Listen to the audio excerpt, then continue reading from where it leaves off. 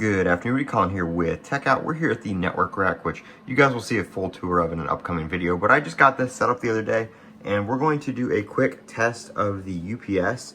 The UPS is actually over here on said switch that says do not turn off, so if we turn that switch off, we will lose power to that UPS. And I'm just going to make sure everything that is supposed to stay on stays on. So we've got this Home Assistant server down here running on this PC. Like I said, it does Home Assistant for basically a HomeKit bridge for stuff that doesn't support HomeKit, my Ring camera, my Ring alarm, and some smart plugs and stuff like that. So they all show up in HomeKit. But we've got that. That should stay on. This row right here will turn off. This has a battery backup. This is the Hue hub.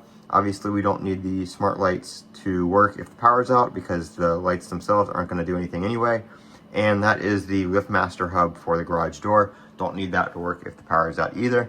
Switch should stay on. Route 10 should stay on.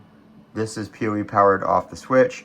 My access points are PoE powered off the switch. And my modem back there should also stay on. So we're going to flip the switch. I do have the alarm silenced on the UPS.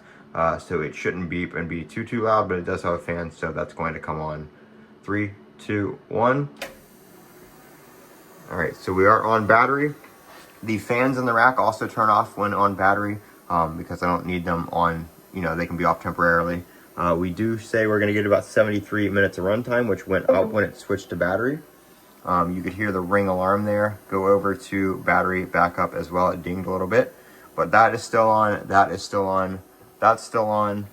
My modem is still on, and all my access points are obviously still on because, they're plugged in right there. The orange is the PoE power. So everything that's supposed to stay on is still on, and we can run for about an hour and 10 minutes on battery backup. So it'll keep the Wi-Fi going for about an hour if there's a power outage. So that is good to know.